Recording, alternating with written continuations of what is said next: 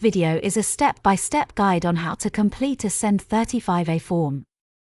This is the form a parent, carer, or young person needs to complete when the local authority has refused to secure an EHC needs assessment. Section 1 asks for details of who the appeal is about. If the child is under 16, then the first box can be ticked. If the person is 16 to 25 years old, the second box needs to be ticked. The details of the child or young person then need to be completed in the boxes below. Section 2. Reasons for appeal. It is important for the parent, carer, or young person to tell the tribunal why they disagree with the local authority's decision not to secure an EHC needs assessment and refer to any written evidence they have to support the case. The form refers to the legal test for deciding whether to secure an EHC needs assessment. The form breaks the legal test into two questions. The first is, where the child or young person has, or may have special educational needs. In this box, the parent, carer, or young person is asked to describe any special educational needs that the child or young person has. This following box is for the parent, carer, or young person to describe any special educational needs which they consider the child or young person may have which have not yet been fully identified. The next box covers the second half of the legal test, in the form of a question for the parent, carer, or young person. Whether the child or young person may require an EHCP. The parent, carer, or young person needs to explain why they think the child or young person may require an EHCP. It is important to note the word may in both parts of this legal test. This means that the parent, carer, or young person does not have to prove that the child or young person has special educational needs, or that an EHCP is necessary at this point. Just that this may be the case. Section 3 asks for the details of local authority that the parent, carer, or young person is appealing against. This would be Norfolk County Council. It then asks for the date of the decision letter. This is the date on the letter that the parent, carer, or young person received to inform them that the local authority had decided not to carry out an EHC needs assessment. If the parent, carer, or young person is making a late appeal, or an appeal without a mediation certificate when one is required, they must explain their reasons why in this next section. This could be that the parent was waiting for support to understand the process, for example. In section 4, the parent, carer, or young person needs to tick the first box if they consent to the appeal being heard on paper. This means that there is no oral hearing and the decision is based on the evidence provided. This is how almost all refusal to assess appeals are heard. Secondly, this section asks the parent, carer, or young person if there is another current appeal in relation to the child or young person, or a sibling which is being dealt with by the tribunal. If so, the appeal number needs to be added to the form. The next question is whether there is an existing disability discrimination claim for the child or young person registered with the tribunal. If the answer is no, only the no box needs to be ticked. If the answer is yes, the date of the claim needs to be added to the form as well as the claim number. The parent, carer, or young person then decides, if possible, whether they would like the appeal to be heard at the same time.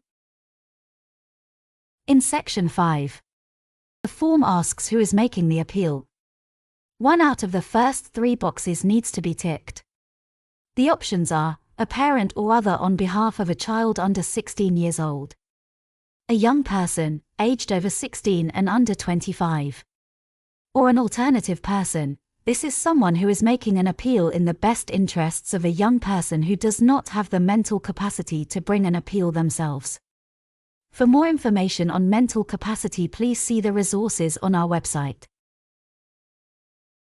Section 5 then goes on to ask for some details about the person making the appeal.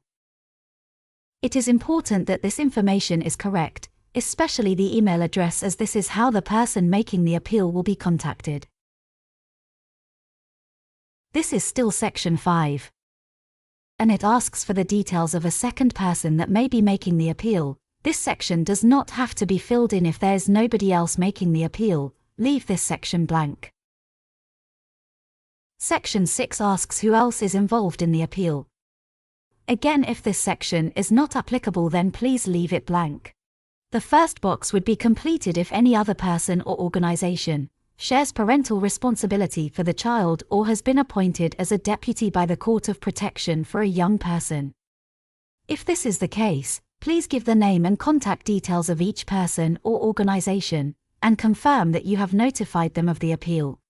If the first box is applicable but the parent, carer, or young person believes they should not receive the details of the appeal, reasons must be given. If any other court or tribunal has made an order concerning the child or young person, including the family court, the parent, carer, or young person must provide the details in the third box. Section 6 continues and asks if there is an advocate supporting with the appeal. Advocacy is defined as support from another person to help you express your views and wishes and help you understand and exercise your rights. If a parent, carer, or young person is unable to express their views and wishes and exercise their rights, we may be able to offer advocacy support to them. If there is an advocate supporting, then their details should be added in this section. The next part of Section 6 asks if there is a representative involved in the appeal. A representative is defined as someone who will give advice on the issues in the appeal, prepare the paperwork, and represent the person making an appeal to the tribunal. They can also be an advocate. They could be a volunteer from a charity, a paid representative, a solicitor, or barrister. This is a more involved support than advocacy. It is not necessary to have a representative, but if a parent, carer, or young person does choose to appoint one, then it is important this is somebody who specializes in SEND. At the bottom, here, the parent, carer, or young person needs to tick a box to choose who the papers and documents are sent to. Only one person can be chosen. Section 7 is about the parent, carer, or young person's needs and requirements for the hearing. These are things which the tribunal will need to take into account when arranging your hearing. This might be things such as hearing loops or disabled access. The second question asks if the parent, carer, or young person needs a signer or interpreter. It is worth remembering that normal practice is for a refusal to assess appeal to be heard on paper, without an oral hearing.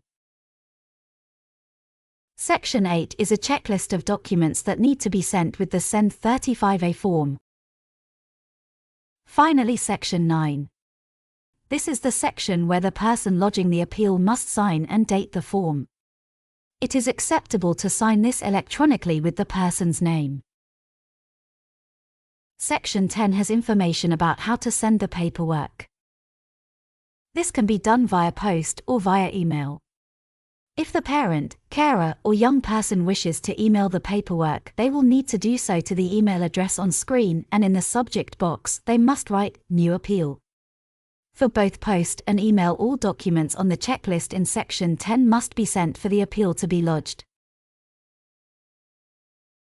If the parent, carer, or young person has any additional evidence they wish to send with the SEND35 form, they can do so and list that evidence on the final page of the form.